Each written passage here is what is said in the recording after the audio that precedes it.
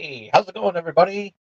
And welcome to another exciting episode of Channel X, the only show on Thursdays that start the weekend early.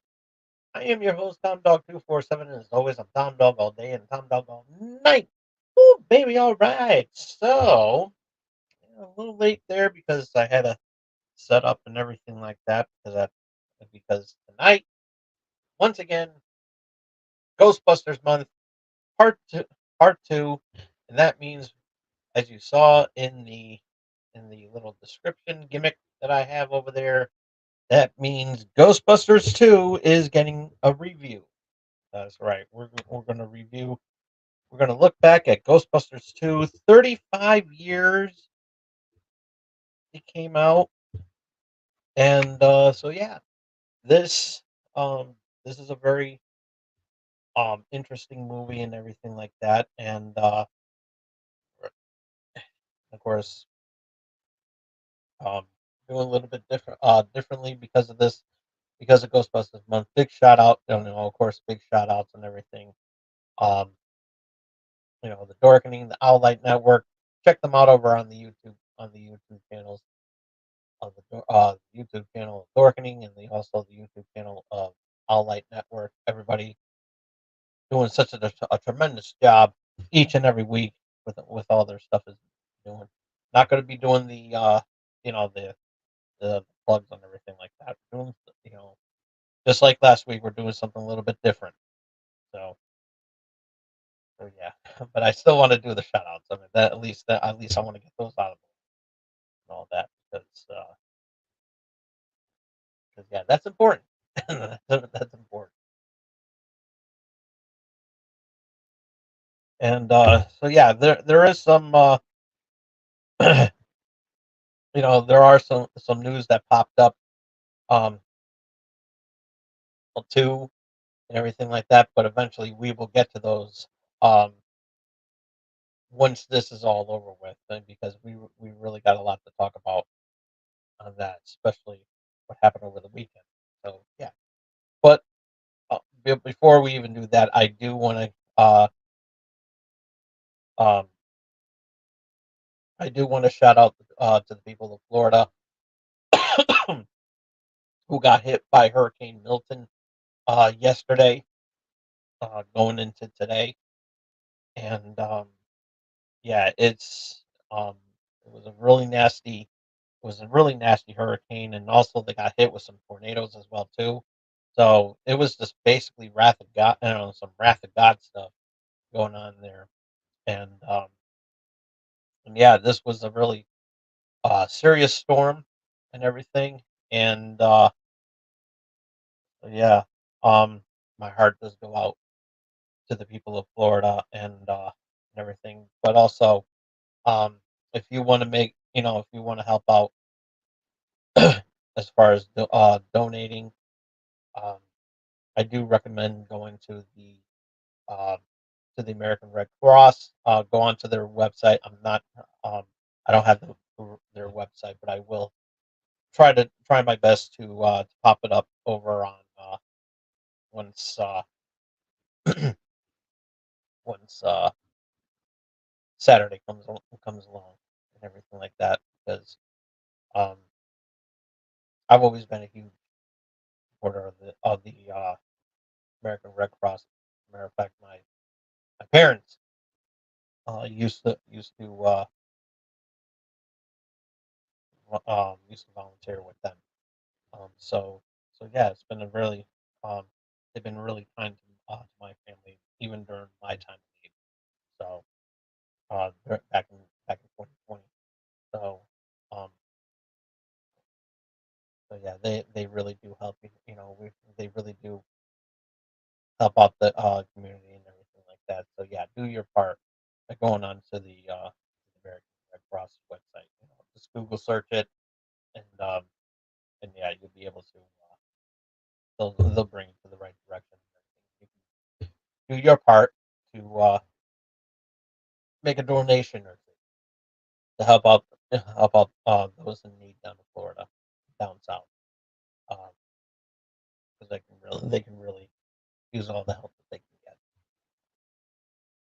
Um, my thoughts. We here at Brill Pro, um, our heart, um, our heart is out to you. Gotta let's stick together, my friends. So, yeah. Um,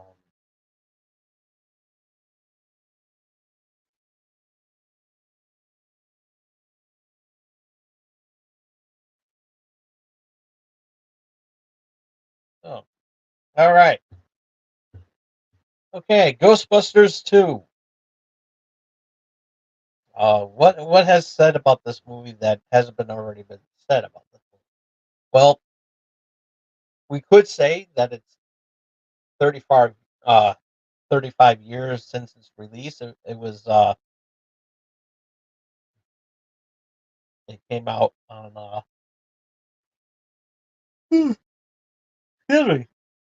I am so sorry about that. Um it um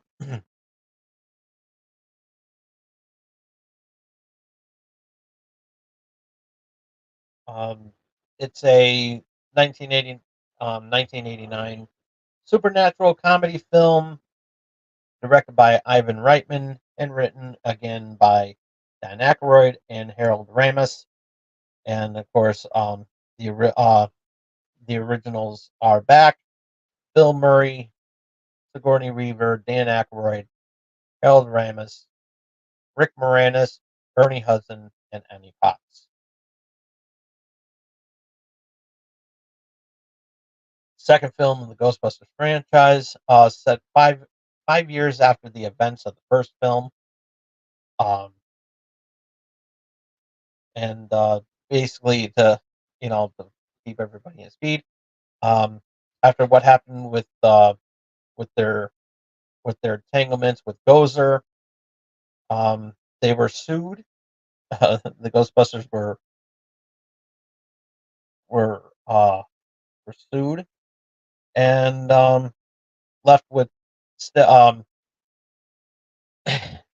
and left with a bill so big that they had no choice but to be out of business. And the Ghostbusters are all separated and going in there and living their living their life, living separate lives, but still keeping in contact with each other. And but then all of a sudden, some nasty stuff goes down, and involving uh, Dana Barrett, who now has a kid, and we have a lot to say about that later on in this episode. And the Ghostbusters um, come back after being dismissed from their after an incident in the courtroom because the Ghostbusters are on trial for um, causing a blackout. Again, we'll talk more about this later. And they go on and they drop all the charges and they go and bust some ghosts after saving everybody in the courthouse. Then they go and they go back and make a minute. I am sorry. I am sorry. Apparently, this coffee is not strong. So, okay. Um, the filming took place between November 1988 and March of 1989. In New York and Los Angeles, production was rushed and large sections of the film were scrapped after poorly received test screening. New scenes were written and filmed during the reshoots between March and April of '89, only 2 months before its release. And they were also on a budget of $30 to $40 million. and it, and then after that, Ghostbusters 2 was released on June 16th, 1989, to generally negative reviews. Critics responded unfavorably to what they perceived as a largely a copy of the original and a softening of its cynical dark humor to be more family friendly, although the performances of Peter McNichol and Rick Moranis were repeatedly singled out for praise. As a sequel to the then highest grossing comedy film of all time, Ghostbusters 2 was expected to dominate the box office. Instead, the film earned 215.4 million during its theatrical run, compared with its original's 282.2 million, making it the eighth highest grossing film of the year. Columbia Pictures deemed it a financial and critical failure, effectively dissuading Murray from part effectively um, dissuading Murray from participating in a third Ghostbusters film. Its soundtrack single "On Our Own" was sung by Bobby Brown, and it was a success, spending 20 weeks on the United States music charts. The film failed to replicate the cultural impact and following of Ghostbusters, although some critics retrospectively praised it. Ghostbusters 2 is generally seen as a poor follow-up to Ghostbusters and responsible for stalling the franchise for decades. The film spawned a series of merchandise including video games, board games, comic books, music, toys, and haunted houses. Despite the relative failure of Ghostbusters 2, a second sequel was pursued through the early 2010s. Following the mixed reviews and financial underperformance of the 2016 series reboot, the series returned to the original film's afterlife, which we will tackle next week, and Ghostbusters Frozen in 2 weeks. So, so yeah, that is the synopsis of what is going on here, and I'm using the notes from Wikipedia to do that. And if anybody wants to fill in, and this time I remember to load this up and everything like that, um, and everything. So yeah, yeah. Chat is open as well, and oh yeah, before I forget, I gotta do one thing. There we go.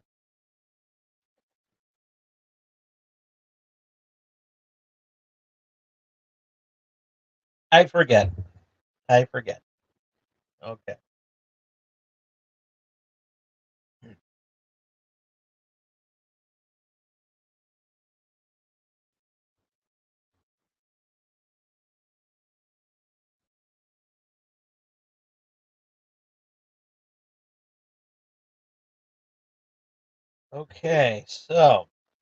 Okay. So um, again, this is 5 years after saving New York City from the destruction of the shape-shifting god Gozer. Ghostbusters have been sued for the property damage it incurred and barred from investigating the supernatural, forcing them out of business. Um, so now, um, so they're forced to do some regular things and everything.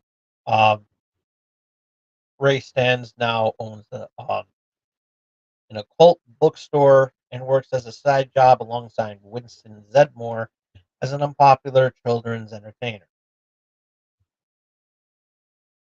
Uh, Egon, he works in a laboratory experimenting with human emotions, and Peter Venkman hosts a television talk show about psychics. And one little trivia here: the name of the show is World of the Psychic.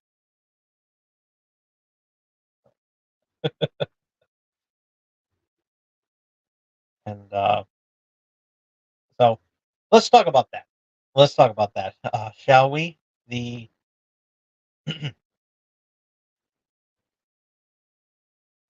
the talk show, the talk show World of the Psychic. And when we see the film, when you see the film, it shows two two people who um who predict when the world's going to end, and that was the episode topic of the episode. That was the topic of the episode. And guy he first talks to a guy who uh who has a book coming out, and he predicts that the world's going to end um at the end of the year, and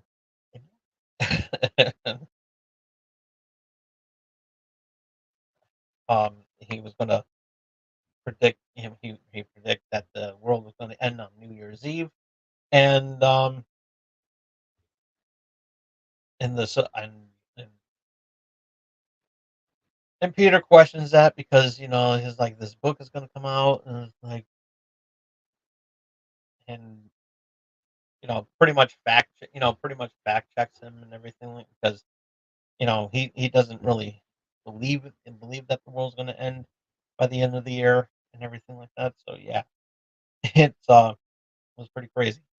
But then he goes and talks to the woman who was kidnapped, who was abducted by aliens, who told and where one of the aliens told her that the world was going to end in um, 2016 on Valentine's Day.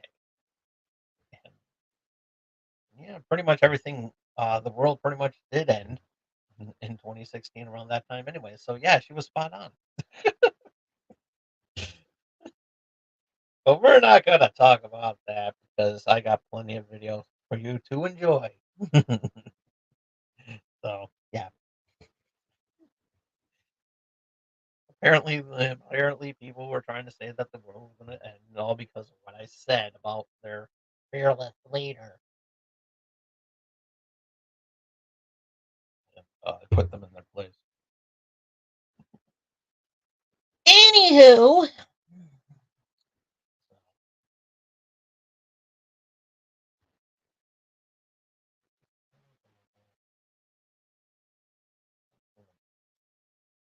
okay, so um,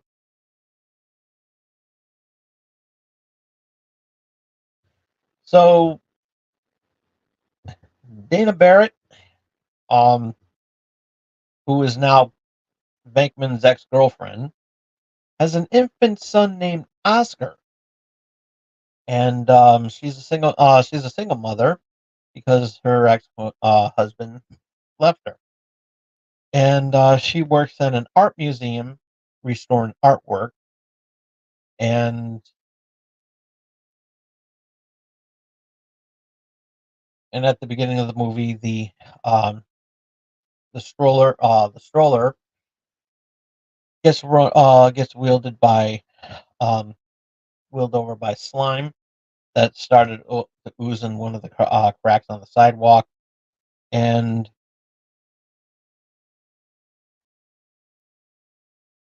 starts automatically rolling into a busy intersection um, where it pretty much stopped in the middle of the street. And then we see a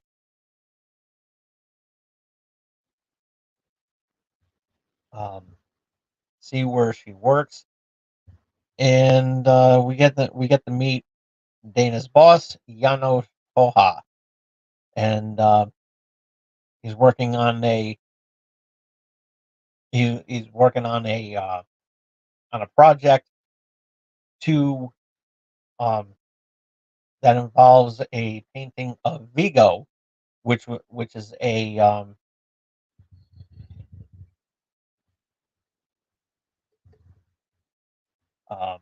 a a romance exhibit, and the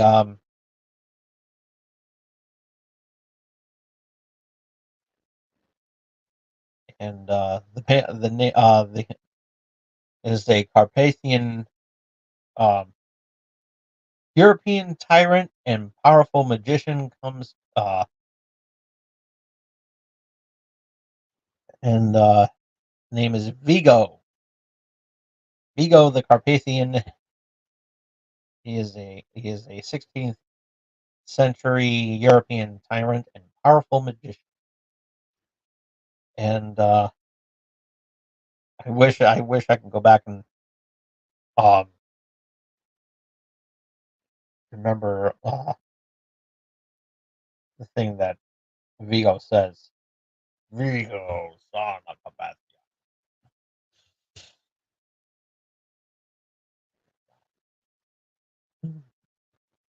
And a little fun fact: the voice of Vigo was done by Max von Sydow.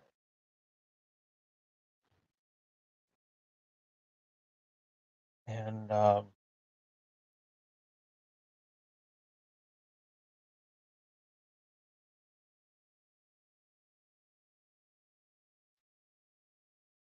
Max von Sydow.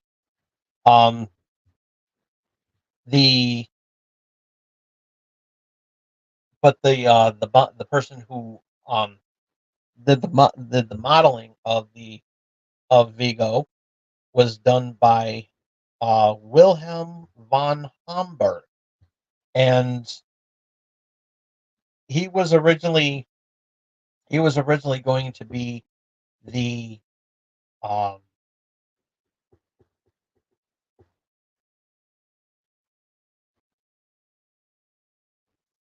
was was originally going to do the was also going to do the voice, but they want the produce Ivan Reitman wanted the character to be a little bit more menacing, had that deep, dark, menacing voice. I, Vigo, Sakagapathia, command you, sit on the throne of blood. There is the season of evil.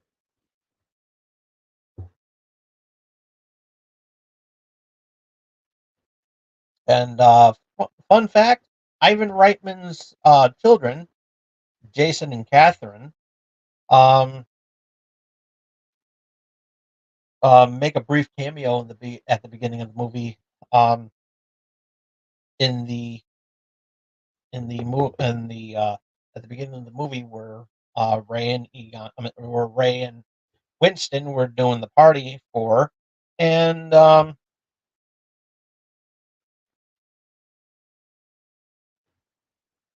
and yeah, um,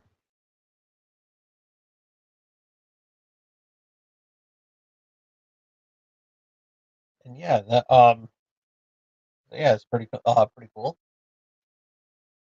Um,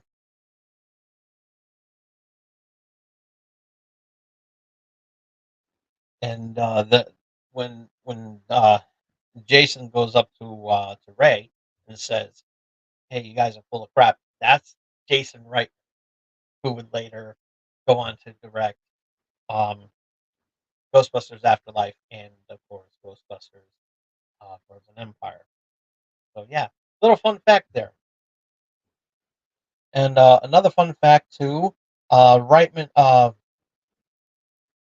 Ivan Reitman also cameos in the movie as a pedestrian, and Dewey Ovitz, uh, who is wife of a talent agent Michael Ovitz, represented many of the principal cast, appears as a woman in the restaurant who is slime.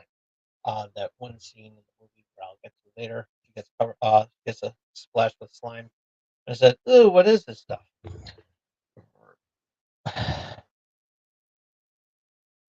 Mary Ellen Trainor appears as a host of the children's party. Cheech Marion makes a cameo as a um, doc doc supervisor. Bob Brown also um, cameos in the film as a doorman and of course he also um, did a couple songs for the um,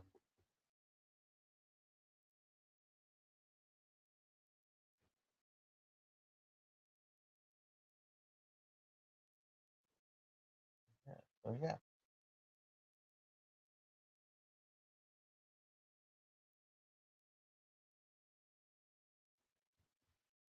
yeah. A lot of cool stuff. Ben Stein is also in the movie. He plays a works official, and yeah. Going back to Cheech Marion, we're going to get back to that a little bit. A little fun fact about that. The character, he goes as a dock supervisor, but he kind of looks like what he was wearing in his role in Born in East L.A., which maybe tied together. I don't know. I don't know if that's an Ivan Reitman production, but still. So okay, let's go back to the plot. So after the little incident with with the with the slime and the stroller, they go and they go and um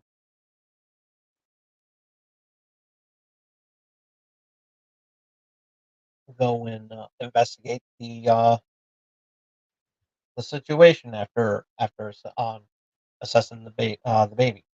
Next thing, um Vigo comes to life and um enslaves Janos and orders him uh to bring a child to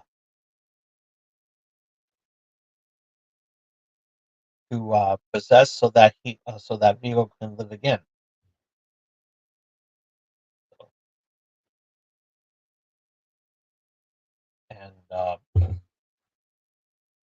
So, and Janos chooses Oscar um because of his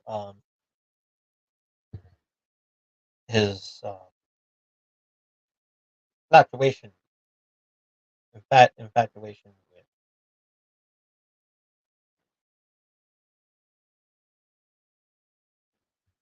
So now they go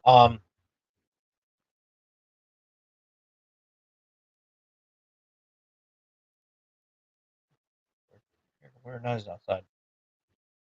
Anywho, okay. Um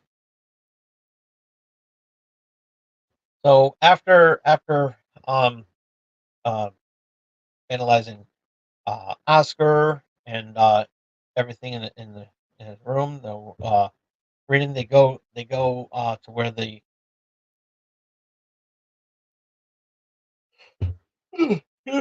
they go to where the stroller stopped, and later on they would go and dig in dig a hole in the road, and they find the river slime, which is uh which is running through an abandoned beach pneumatic transit system, and Ray gets picked to uh, go down there to collect a sample, and with all the commotion that's going up, and Ray's almost getting um, taken in by the slime. Here come they they they they pull him back up and accidentally breaks a pipe that falls onto a power line, causing a city-wide blackout. And as a result of that, the Ghostbusters gets arrested again, and um, they get taken into trial for the damage and violating a restraining order to prevent them from going and from doing their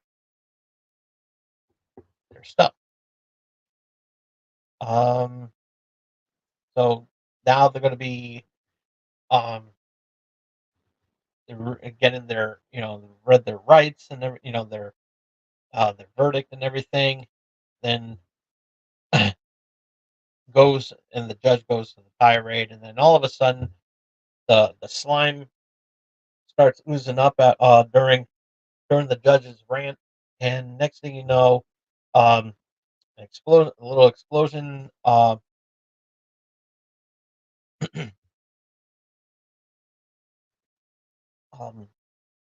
the slime explodes and manifests into the ghost of the Scoleri brothers, uh, where the Scoleri brothers was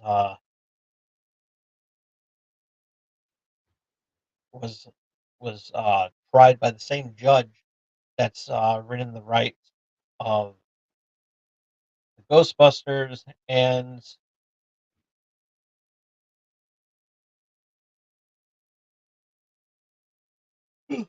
said sentenced the Scoleri brothers to death. And so yeah,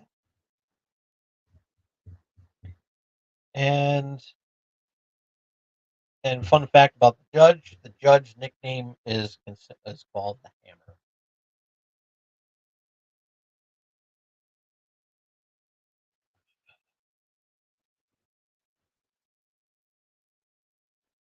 So the the charges were dropped, and after seeing the ghosts for themselves and everything, the judge um, um, drops all charges and tells the Ghostbusters to go to work and get these ghosts out of here. And that's where we get to see this right here, where they charge up their packs, and Ray goes, where then Peter starts go, then Ray goes Ray, then Egon uh, saves the movie by saying Egon. So yeah, that's my favorite part. I laugh at that scene all the goddamn time. I absolutely love it. And so yeah. Um, next thing you know, and then the Ghostbusters go back later on. Um, later on, later not. Dana's getting ready to give Oscar a bath. Slime comes oozing out of the bathtub and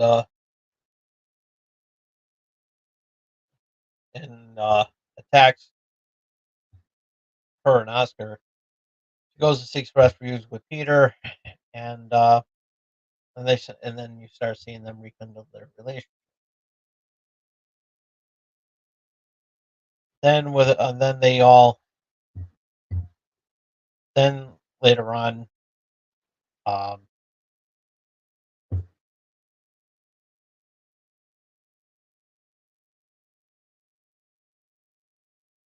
the Ray, Egon, and Winston they all go and suspect they all talk about the after running some more tests on the slime, there are some negative emotions. That's how the slime was able to conjure up some the Scoleri brothers, and reacts to the bad vibes and everything like that.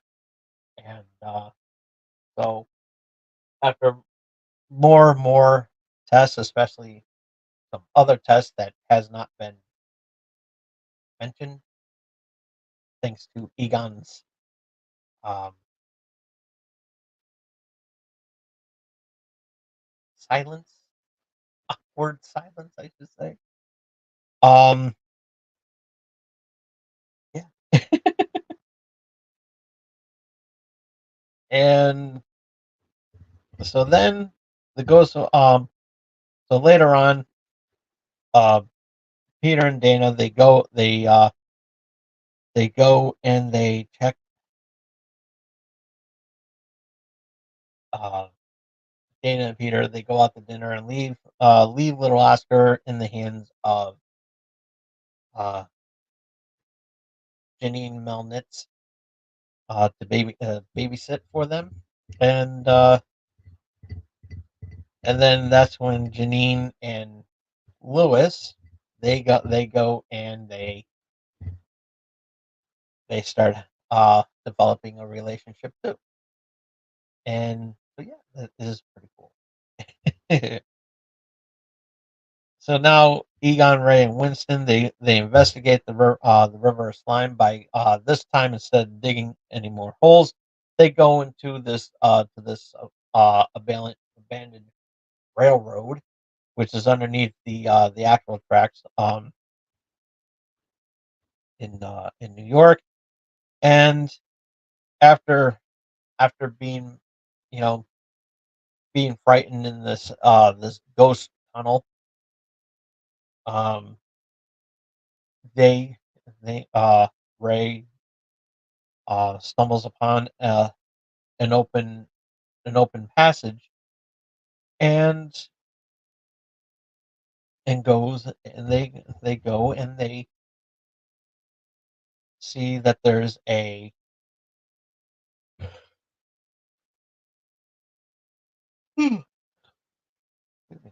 um the reverse slime that Ray was collecting, and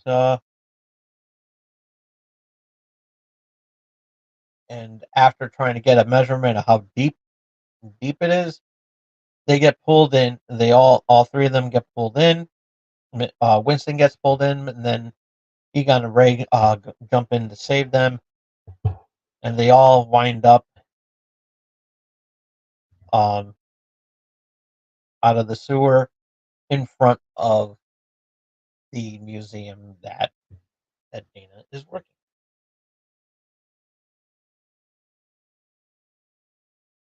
Then, because they're covered with this negative energy, they start fight. They start Ray and Winston start fighting, and Egon uh, uh, isn't really that affected by it. So he's telling the guys to take off the slime and everything. Take off their outfits and everything so that they're in their long johns, and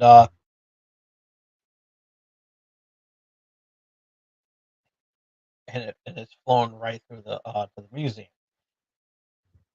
Now, now they go into the restaurant where Peter and Dana are rekindling their relationship, and they create such a commotion at the restaurant um, Peter Peter and the rest of the Ghostbusters they all get arrested.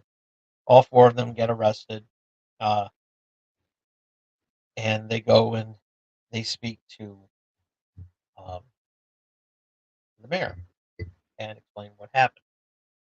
Then Dana goes home and waits for a phone call, and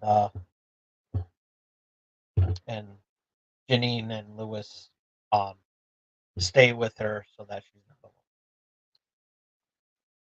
Then after the Ghostbusters tell the mayor about what's going on and everything, and then of course the mayor says being miserable and treating everybody like dirt, treating you people like dirt is every New Yorker's God given right. That apparently that's the only uh, line I can remember from that film. Strangely, that and this one. That's sad. Even though they do have some quotable lines in this movie. So after the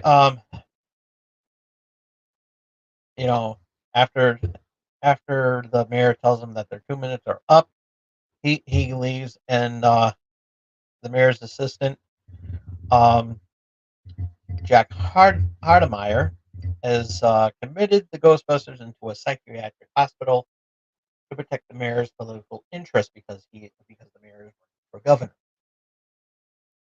And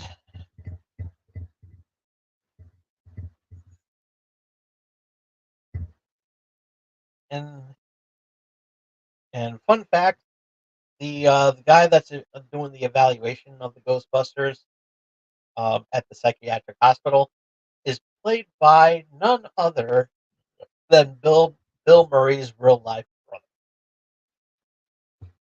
So, so yeah, that is a fun fact.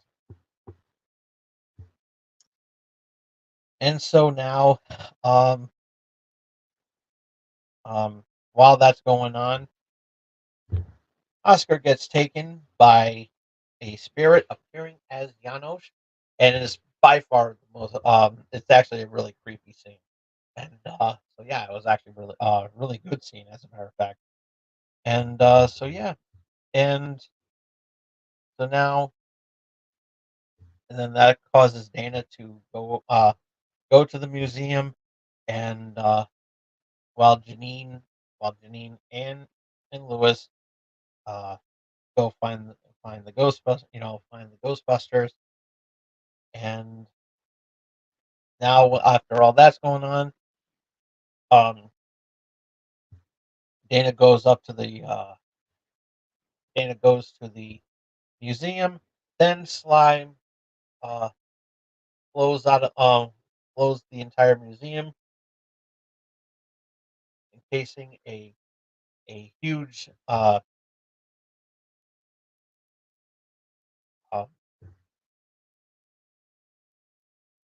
shell, which cannot be um, which is now covered in which now the museum's covered in slime, and it's um, cannot come out, cannot be penetrated, pretty much prevented. Now the Ghostbusters are found, and after um, the mayor fires uh, Hardemeyer and release the Ghostbusters so that they can go and save the town, save the city. And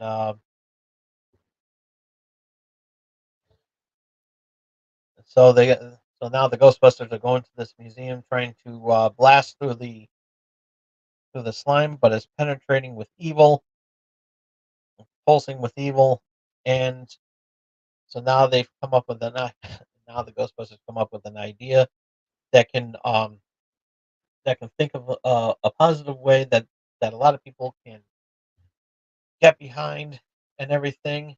And being that it's New Year's Eve now, um, the Statue of Liberty is their only hope after looking at the Statue of Liberty on the license plate of the Ecto 1A.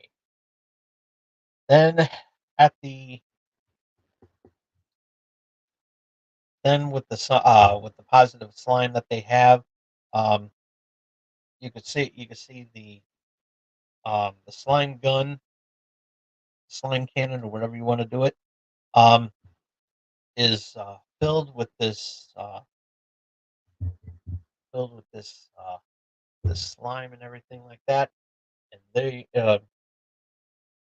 and so they cover the inside of the Statue of Liberty with this positive slime, and it brings statue the Statue of Liberty to life, and they start walking down.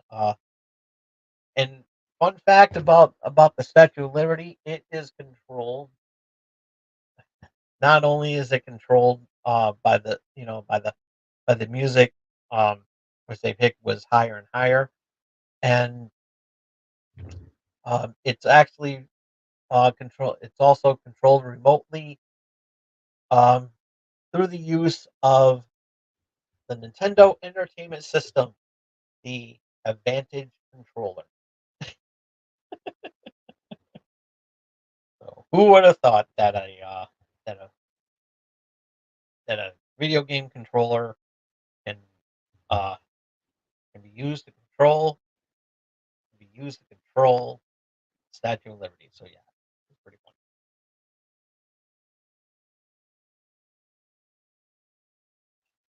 So, okay, and now the Statue of Liberty makes its way to made land, and it is uh, and of course everybody's cheering and everything, going nuts and having a good time and everything like that because they think it's some sort of parade and everything. But then the store, then the statue, the Ghostbusters, and use the statue scorch break through the ceiling, which actually uh, melts a little bit, melts at the top a little bit, and break through the ceiling, the glass ceiling, and they re- uh, they repel down to save the day. And then Vigo takes on a physical form and mobilizes Dana and the Ghostbusters, recaptures Oscar. Then then this the negativity is weakened by um by the by the crowd singing outside, um singing Old Lang Syne, and it brings to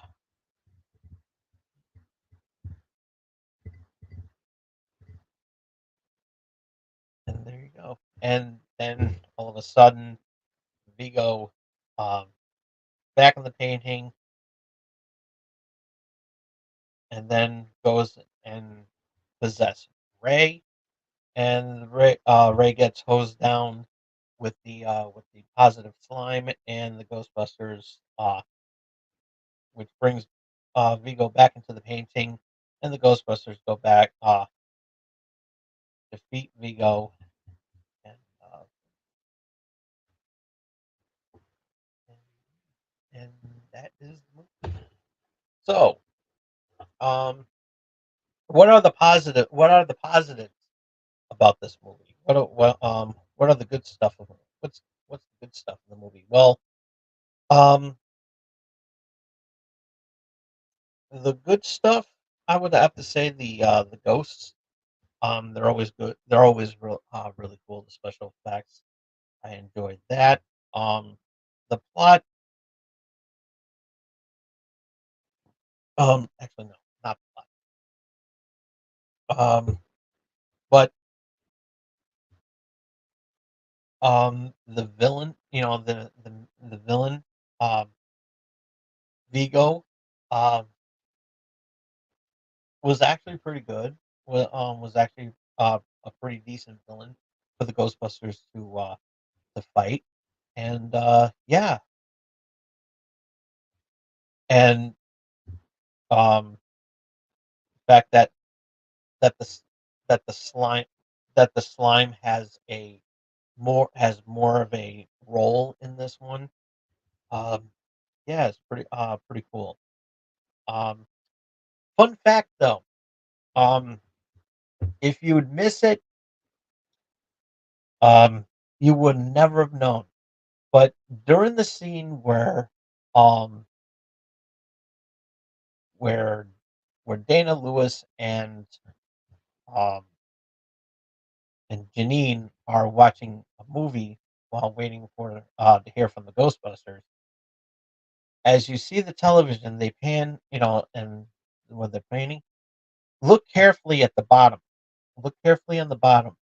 There is a juice box of high C in there, and yeah, little fun fact: Ecto Cooler became a thing back in 1989. So yeah, um,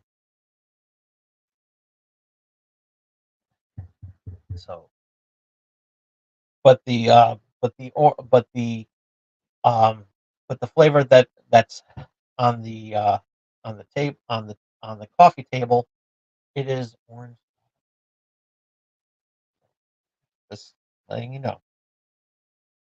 And so yeah,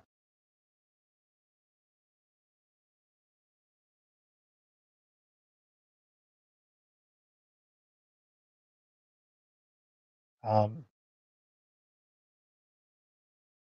the psychiatric doctor I said was Bill Murray's real life brother. It's Brian Doyle Murray.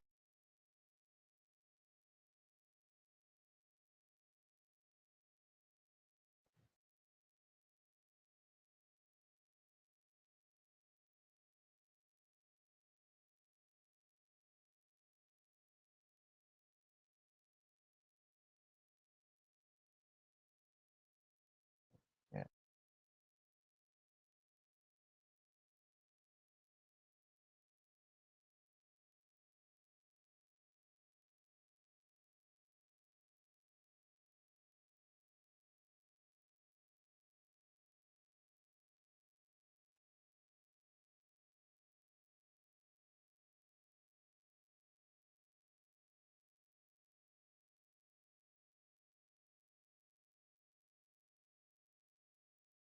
yeah.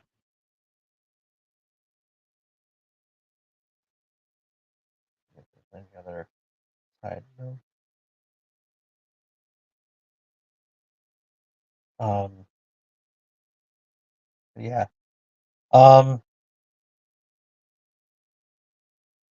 what the negative parts about the movie, I will say, um, had a lot to do with the fact that um with the Ghostbusters 2 could have been a lot better had it not been for the critics who criticized um the first one being not kid friendly, and a lot of people were upset that with the with all the foul language and with all the foul language and um, adult situations in the film. Um, they wanted to make this more kid friendly, and at the time, the real Ghostbusters was out, so they wanted to follow up on that as well too. So yeah, that was a really big deal, and so yeah, a lot. So yeah, that was primarily the. So I'm really looking forward to, I'm really interested to, to know what Ghostbusters 2 would have been and everything. But I will say, a lot of people who have reviewed Ghostbusters 2 have had their ideas, um, have pitched their ideas about how Ghostbusters 2 should actually be made. And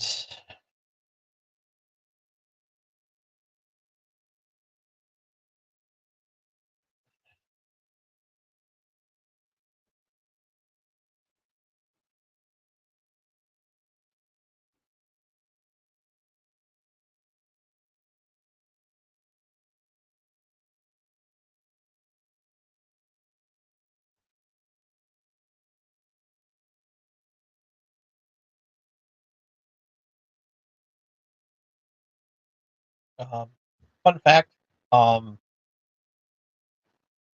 Harold Ramis originally written the part for Peter and Dana to continue with their relationship, and it was actually going to be Oscar would have been Peter's son,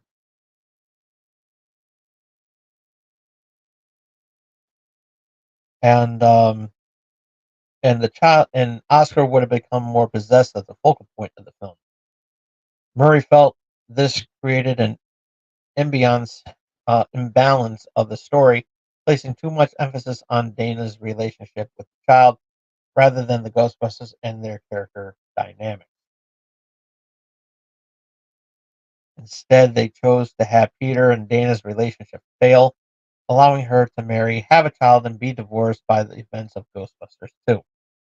Ramis wanted to show that the Ghostbusters had not remained heroes after their victory in the previous film. He felt that would have been less original approach.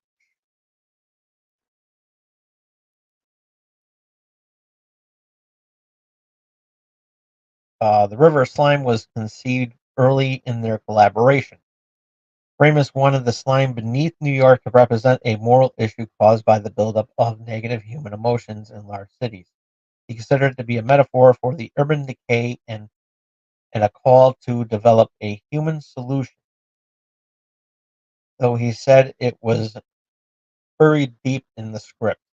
The pair wanted negative emotions to have consequences and found humor in New York City having to be a nice or face destruction. Though at this point they did not know what form that destruction would take. Ramis said comedically, it suggested, what if everyone in New York had to be nice for 48 hours? Aykroyd said they wanted to show negativity as to go somewhere, potentially into the person the emotion is directed towards. He felt this made the film more grounded and compared with the dealings with God. He said cities everywhere are dangerous. Life has become cheap. You can go to see a movie, get machine gunned on the street. The story evolved from Ramis's and Aykroyd's efforts, but retained a core notion of emotions and their impact. By May 1987, Aykroyd and Ramis had been working for over a year and completed the screenplay by March 1988.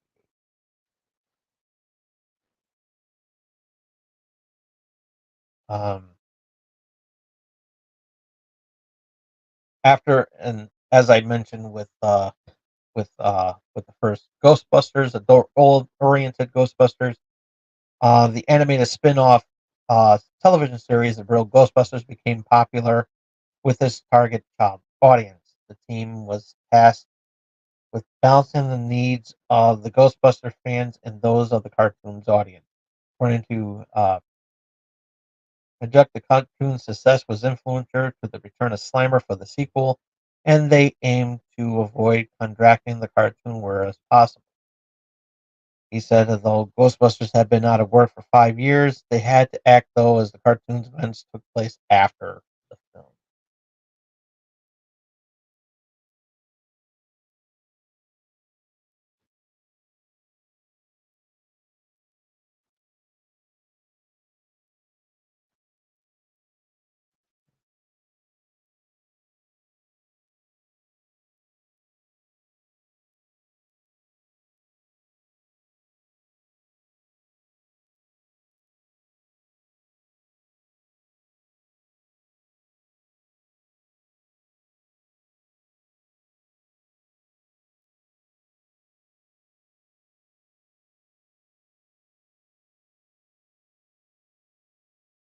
Okay.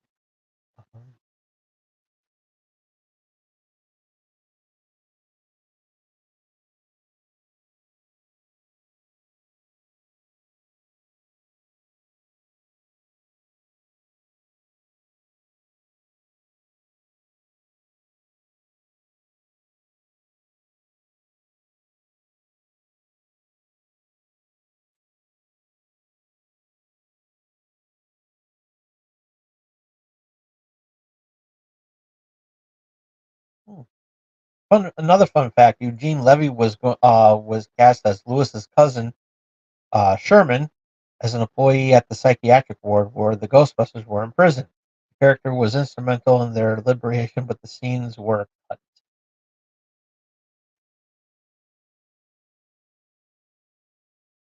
Um, Another fun fact: Ivan Reitman began working on Ghostbusters 2 almost immediately after directing the 1988 comedy film Twins. Yeah, yeah. Ivan Reitman was really, really busy in the 80s.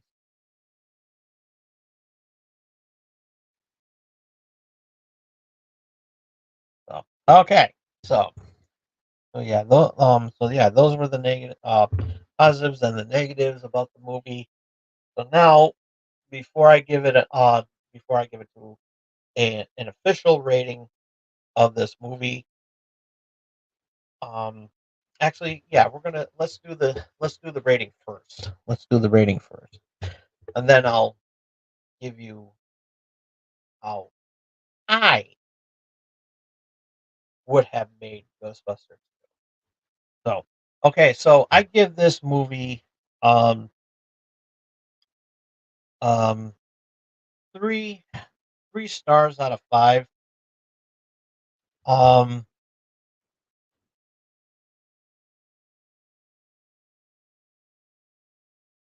with the way the movie could have been would have been a lot, would have been a lot better, and I'm going to explain it. You can leave some parts in there and go and make it a really good.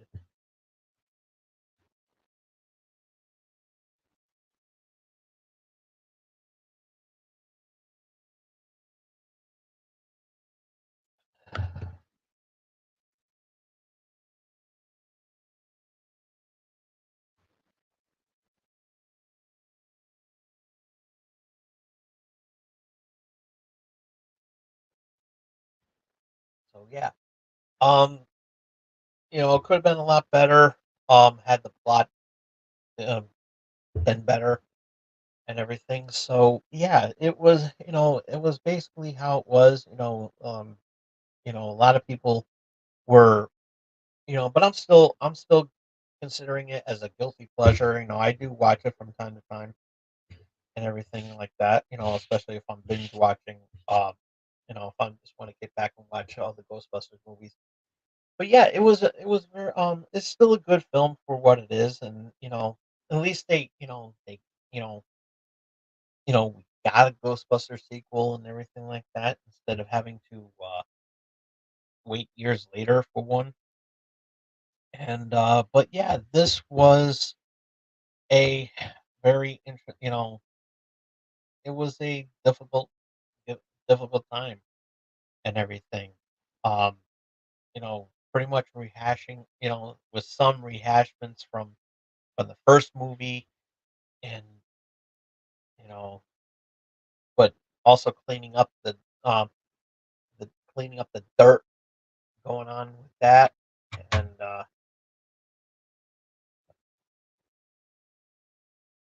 hey, my good buddy Sig, what's going on, my friend? How's it going? Yeah, I still gotta watch that video that you shared me and everything. So yeah, I'm gonna check it out after this is over. I've just been extremely busy today and all that. So yeah, glad to see you on. Glad to see you on. Always glad to see you and everything. Always glad to hear from you. And but yeah, okay. So here we go. We are going to um. So yeah, here's how I would start. How I would do Ghostbusters 2. Um, First off, the beginning of the movie. Instead of having you know, the slime hit the streets, let's go back. They should start it off at 1984. Just they still kind of look the same from the first film. Why not follow up from that? Start the film from 19 you know take place in 1984. Um, do the trial there. Do the trial on that certain thing. They can have all four Ghostbusters in there, and they can say, "Oh, we can do this," and everything like that. Then something new happens. So, something new happens where a ghost actually um was left behind. Not Slimer, but another ghost. It could be the it could be the Scoleri brothers. It could be another, like another or another ghost. Um,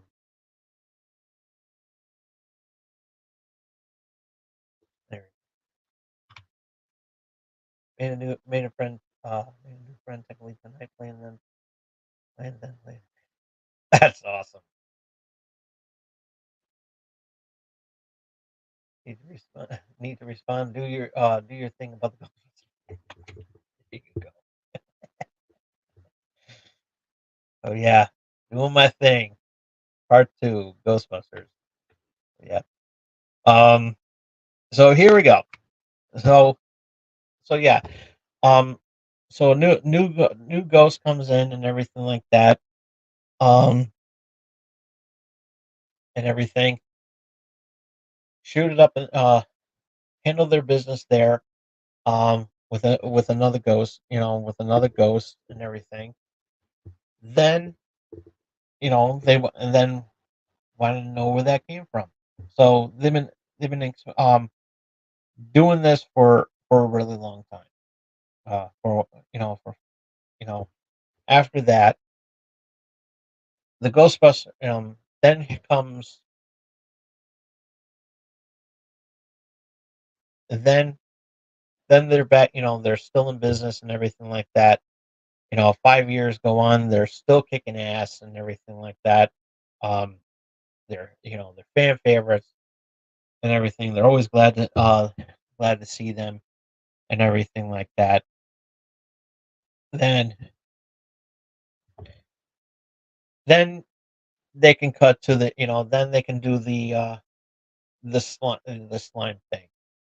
And instead of you know Dana being a single mother and having an ex-husband, have it have it as have Oscar be Peter and Dana's um child.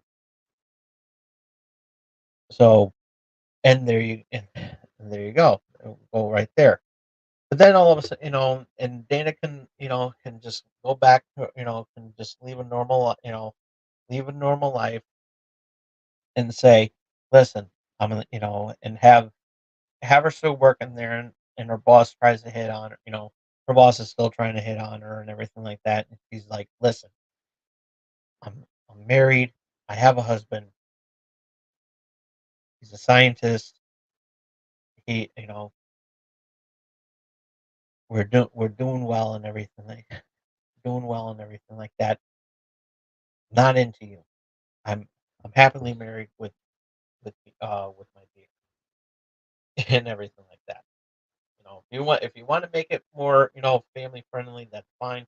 But still keep it with the adult oriented. Have it do it that way. And and then and then Dana's like, enough is enough. I can't take you anymore. That around that time, that was a thing, sexual harassment in the workplace. And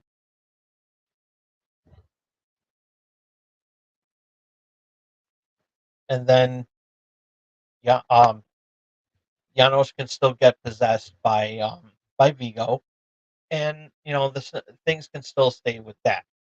Then instead, being turned down and say, okay, I'll take the baby. They can go and take the baby. Having has motivation is that if you want your baby, if you want your baby back, you're gonna have to you know ditch Peter and ditch Bakeman and come back to me. Come to me. But she's like, over my dead body and everything like that, that yada yada, that sort of thing. So she's like, I quit. I quit. So then she goes after that and everything, and everything can still be the same. Um, However, instead of being like that with the restraining order, that doesn't happen. That's off the table. They still do the investigation of the slime, where they get in trouble for they can still get in trouble for the blackout, but they had no um uh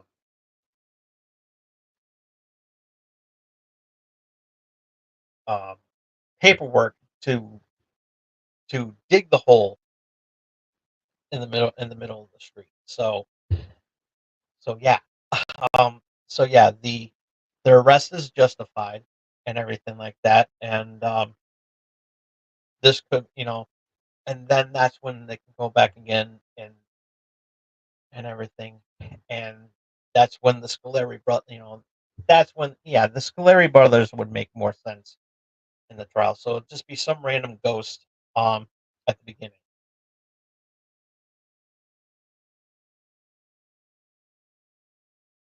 Hell, it could be a different ghost um that was also tried for murder, that sort of thing. That would make also sense too. So, and there seems to be a connection that these ghosts are trying to go after the hammer. So yeah, that would be an interesting concept. And it's like, not again. It's like it's like you know that could play off and everything like that. And yeah, there you go. I think this will be a really cool, really good thing. So, so yeah, there you go. And and now all of a sudden, they, Dana and Peter, they take a they're taking a break. They're taking a break right now because she, um, with all that's going on, Peter's like, listen, like let me take you off I'll take you off your hands. Let's go, and we will take you out to dinner. Let me take you out to dinner. I'll get Janine to now the part where the tub eats the baby. Um, that can happen. That can happen. Um, um, at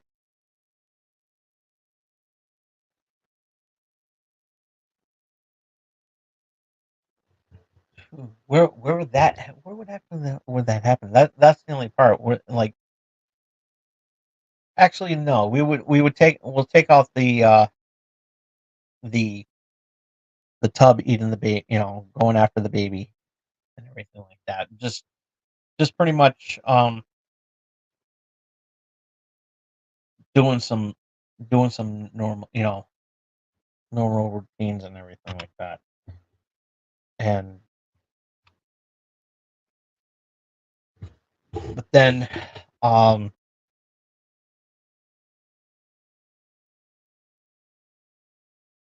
but then all of a sudden here comes this problem here, and yeah. I'm just like distracted all of a sudden. I don't know why.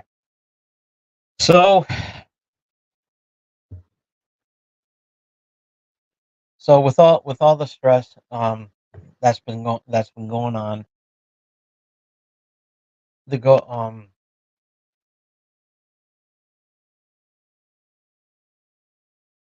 they go and take care of this problem and everything, and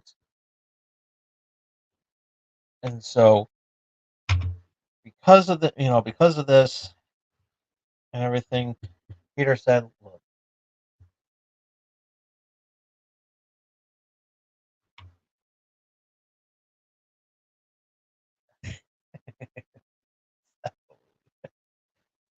so now they're going, Peter insists and said, listen, let me take you out to dinner. We'll, you know, have and have a nice time, like, like we always, like we used to. And let's do this. Let's, try to take off take our minds off of work for a while. Janine can look after the baby and everything. And there you go. And so Dana agrees. Then they can still Janine and Lewis can still have their little hookup and everything like that. That can still stay the same.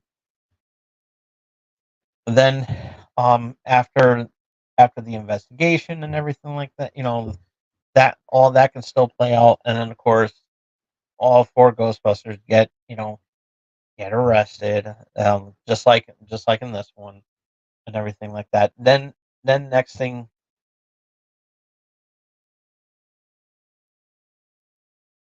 but instead of Dana going into the museum to get captured,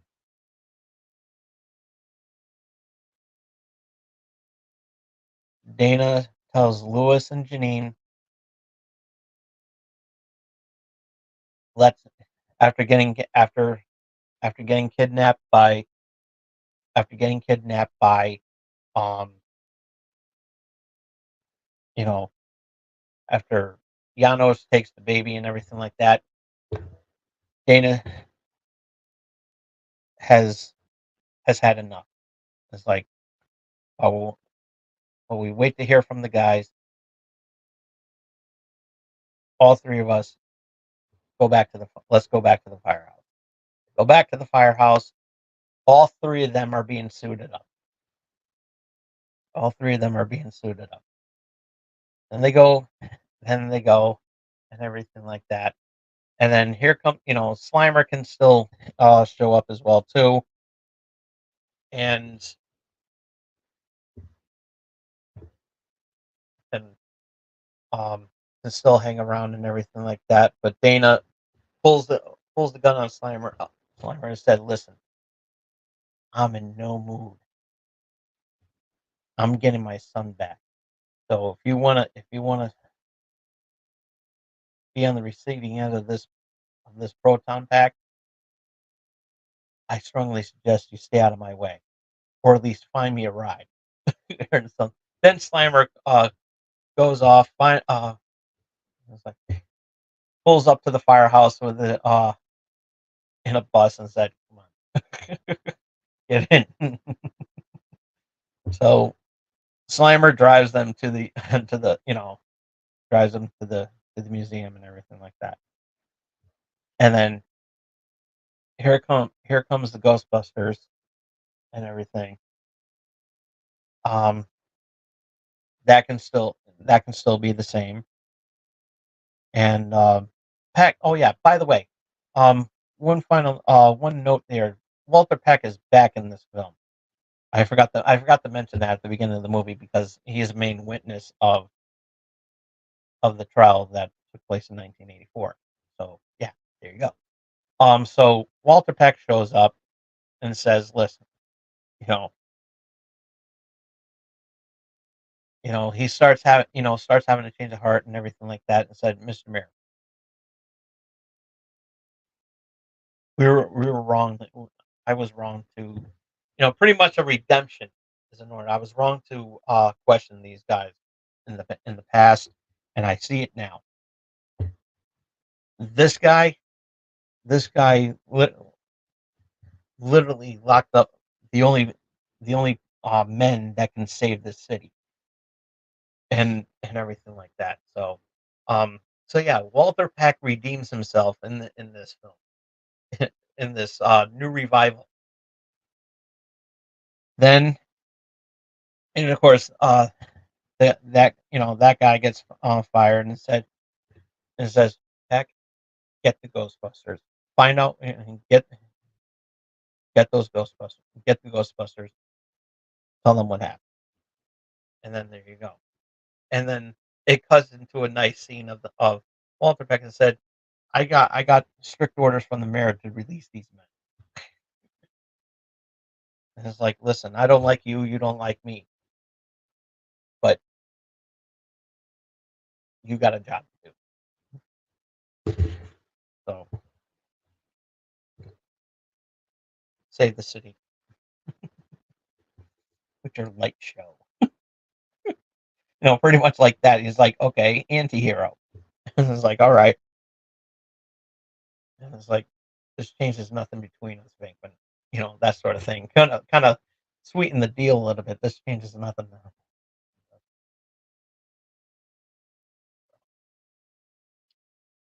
Because I still haven't forgotten you. I still haven't forgiven you what happened when I was covered in marshmallow. That sort of thing. So, so yeah, they're going to save the day and everything like that, and it's like,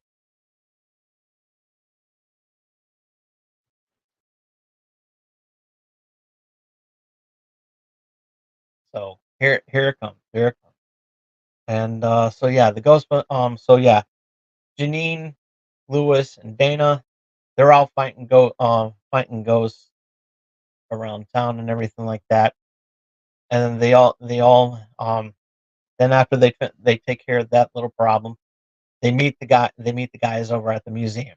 The museum goes on there and say, hey, what's going like you're in uniform and what's going on? And it's like, Janos got Janos and that painting got my child and got our child. Mommy's pissed. That sort of thing. And it's like, uh-oh. So so yeah, that'll be really cool. And it's like, you know, all seven of them go and shoot at this wall. Shoot at this wall. Nothing's happening. The slime dome. And it's like, listen,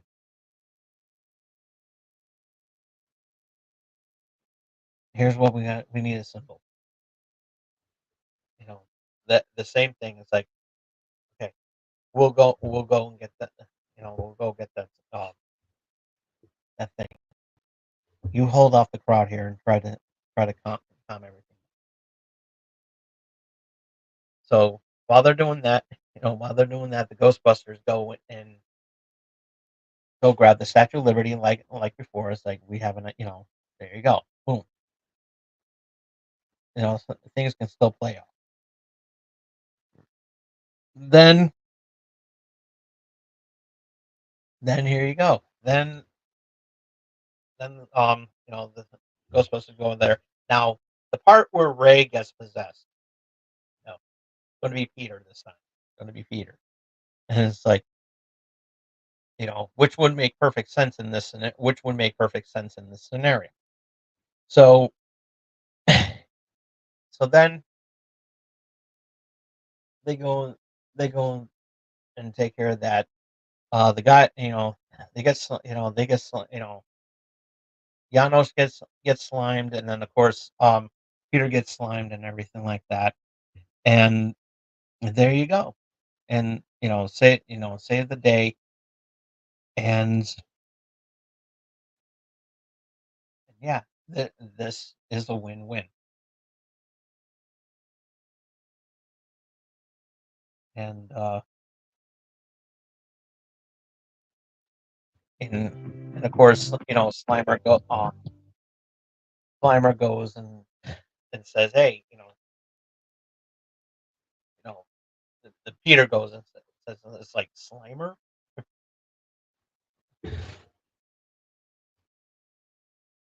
I got slimed by you. You slimed me at one point. Maybe we'll keep you around. Nice of you to bring them over. So yeah, it'll be really really cool thing. So yeah, a lot of fun, a lot of fun stuff and everything. I mean, is it good?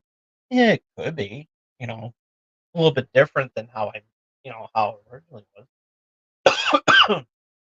So yeah, things get changed around a little bit, and yeah, I um I think it would be a little bit better, you know, if you want to have the baby, if you want to have this baby involved in it, that's fine. But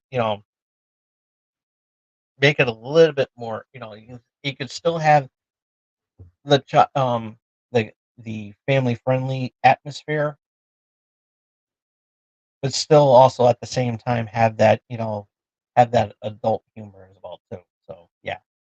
So yeah, that's how I would do Ghostbusters too. And so yeah, very very interesting. And so I'm looking at the time. I got to get going and everything like that. It's getting late. And but I thank you all so much for tuning in. Thank you all so much for checking it out. Thank you, Sig, for hanging out with me for a little bit. And and be sure to follow me on Twitter at TomDog247. Give this video a thumbs up if you like it. Comment down below.